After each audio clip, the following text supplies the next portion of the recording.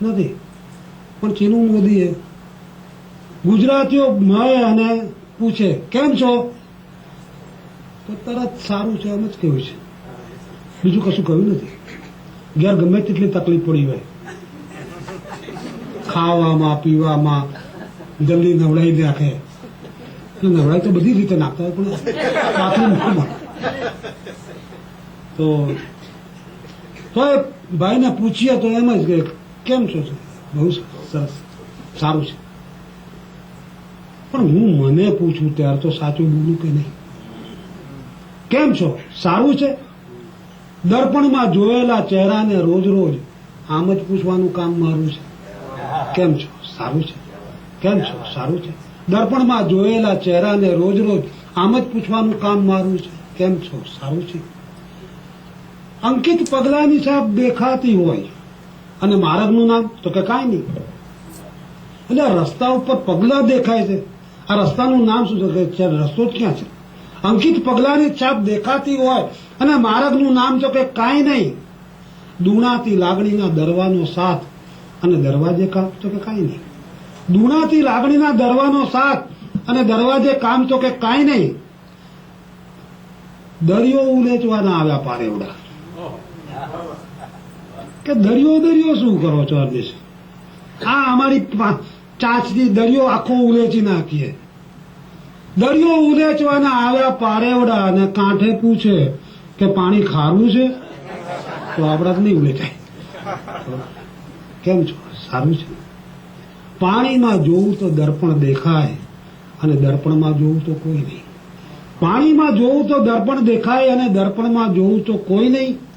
કોઈ નહીં કહેતામાં ઝરમર વરસાદ અને ઝરમરમાં જોવું તો કોઈ નહીં. કોઈ નહીં કહેતામાં ઝરમર વરસાદ અને ઝરમરમાં જોવું તો કોઈ નહીં.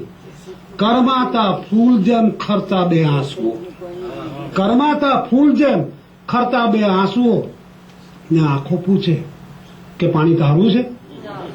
કેમ છો, સારું છે? દર્પણમાં જોયેલા ચહેરાને રોજ રોજ આમ જ પૂછવાનું કામ મારું છે. કેમ છો, સારું?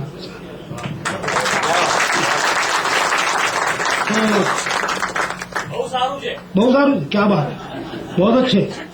આવું બોલો યાર. તો થોડા દોહરા જરા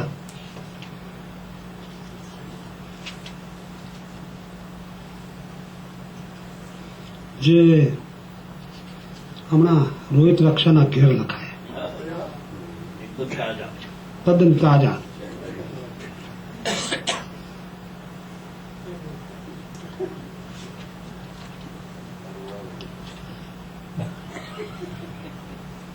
હમણાં ચિલુમની માત્ર ગુજરાતીમાં ન લખે, ઉર્દુમાં બી લખે, હિન્દીમાં બી લખે. આમાં ઇરશાદનામાં મારો સંગ્રહ થયો, બીજો શાયદ થયો. આમાંનો એક શેર છે, બોલ मक्का या मदीना चाहिए? अल्लाह ताला अगर पूछे कि क्या चाहिए, बोल मक्का या मदीना चाहिए, तो હું કહું ચાય में थोड़ा पुदीना चाहिए.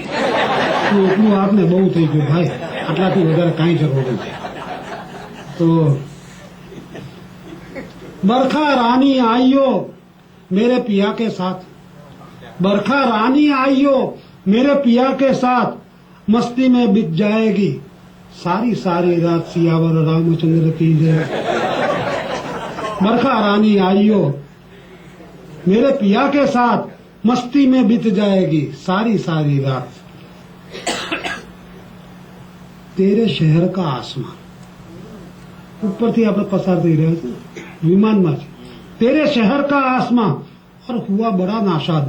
બહુ દુખી થઈ ગયો હું તો. તારા શહેર ઉપરથી વિમાન મારું પસાર થતું હતું.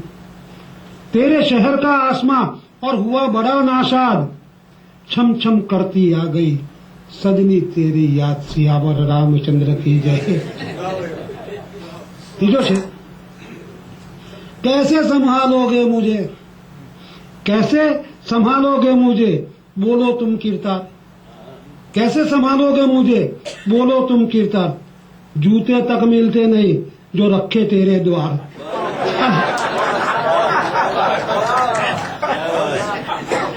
कि कैसे संभालोगे मुझे, बोलो तुम किरदार, जूते तक मिलते नहीं जो रखे तेरे द्वार, सियावर रामचंद्र की जय।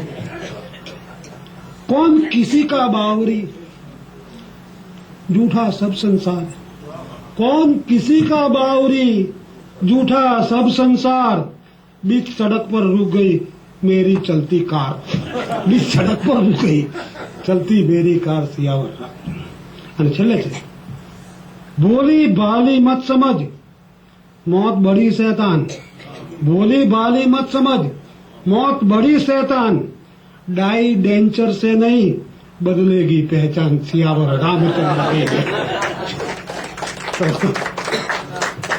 હવે હાસ્યની વાત આવી જ છે તો મધુભાઈનો હરિયો, લાભશંકરનો લગરો, સીતાંશુનો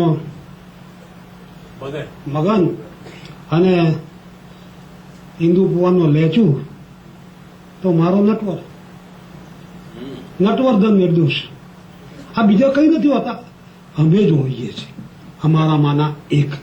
એક દિવાલની બે બાજુએ ઉભેલો હું, મને ક્યારેય મળી શકતો નથી તે સીતાંશુ જે કહે છે તે આ નટવર। અને આ નટવરની એક આપણે આ ગુજરાત સમાચાર લંડનમાં ચાલે છે, દર અઠવાડિયે આ કોલમ આવે છે, ત્યાં પહેલી જ વાર તું સાંભળે છે। નટવરને એક વાતનો બહુ કંટાળો આવતો, પત્ની સાથે દર શુક્રવારે એને શાક માર્કેટ જવું પડતું। નટવરની પત્ની શુક્રવારે શાક માર્કેટ પહોંચી જતી અને નટવર સ્કૂટર લઈને ઓફિસમાંથી શાક માર્કેટ પહોંચતો। સ્કૂટર પાર્ક કરી તે પત્ની પાસે પહોંચતો અને જેવો એ પહોંચે એટલે એમના શ્રીમતી તૂટી પડે। કેટલી વાર કરી, કોઈ કેવું ધારે અહીંયા ઉભા રહીએ તો જતા આવતા લોકોની નજર મારે સહન નહીં કરવાની। એક મવાલી જેવો તો સિસોટી વગાડતો ગયો, બોલો।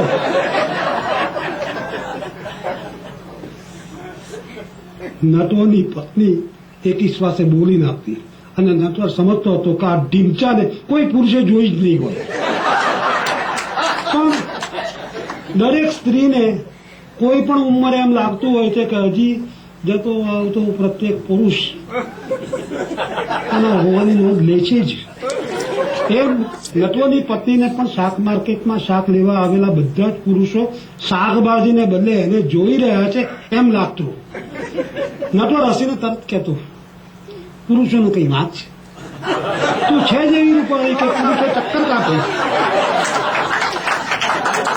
અને ઉમેર્યું આ ઉંમરે કઈ ખોટું ના કહેવાય, આ ઉંમરે કઈ ખોટું ના કહેવાય। નટવરના પત્ની રમા ગૌરી ત્યારે ખોટું ખોટું ગુસ્સે થઈને ચોણકતા, જાવ ને હવે તમને અમે ભાઈ ક્યારે ઉપાડવા લાગીએ છીએ, કોઈ દી કહ્યું છે ખરું કે રમા મારી રમા તું છે સુંદરતાની ક્ષમા। અને તરત નટવર જોડાતો, ખમા ખમા।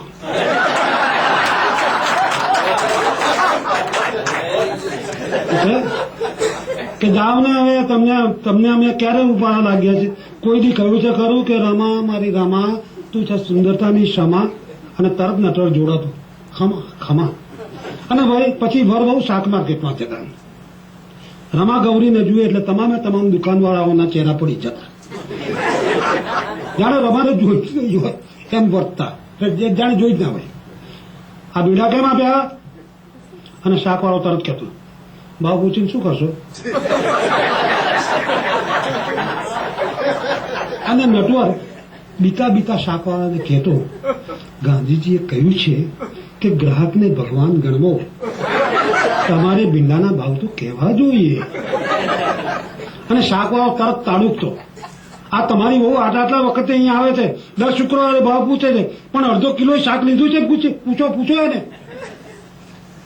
અને રમા ગૌરીનો પીટતો જતો, ગ્રાહક સુરક્ષામાં જઈશ, ગ્રાહક સુરક્ષામાં તને કહી રાખ્યું, એક તો સાલા ઘણા ભીડા રાખે છે તારા જેવા, અને પાછો ભાવ કહેતા જીભે કાંટા વાગે છે। શાકવાળો તરત જ હાર કબૂલીને કહેતો, તમારે કેટલામ લેવા છે એમ ફોન